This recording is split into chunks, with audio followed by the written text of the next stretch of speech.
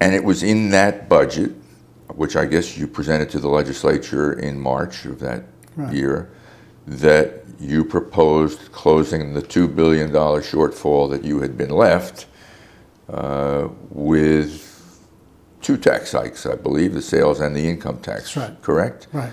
A lot, I mean, that became the pivot point for your career, at least from looking at it from the outside. Yeah, I think that's Fair true. to say? That's true. In a lot of the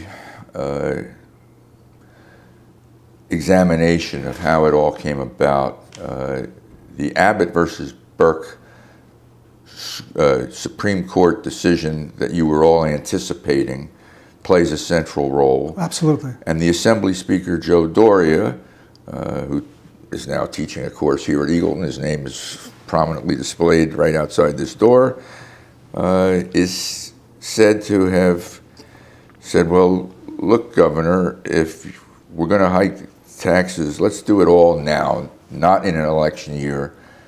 Let's not do it in phases, one this year, one next year. Tell us the story of how we got these simultaneous hike in the sales tax and income tax proposal from you. Well, you put your finger on it. After 8 years of mulling it over, the Supreme Court finally, a couple of months into my administration, came down with a decision on Abbott versus Burke, saying that, in fact, the system in New Jersey of financing education at the local property tax level is unconstitutional, providing no thorough and efficient education to those people or those children in school districts that don't have property tax wealth. Therefore, there had to be a system whereby the state would make up the differences between the capability of the different towns to provide an education opportunity. And said we had to go fund it. The advice that I got from different areas is, on the one hand, Congressman Doria, or rather Assemblyman Doria, suggested, and others as well, suggested we do it in one fell swoop. Others, particularly on the Senate side, Senator Lynch was one of the people that said, well, no, this might be too much at one bite. Let's do it down the road. And there were others who advised that I should really not do anything and let the court ultimately make a determination as to what the sanction was going to be. You may recall under Governor Byrne, when that issue was coming up, the court actually ordered the schools to close. I was not prepared to do that.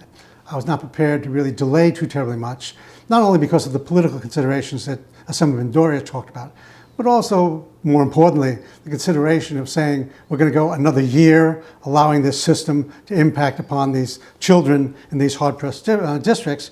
That would be inappropriate. You're wasting a whole year full of children. So let's do it now so we can get the money to the school districts and even up the opportunity for a quality education.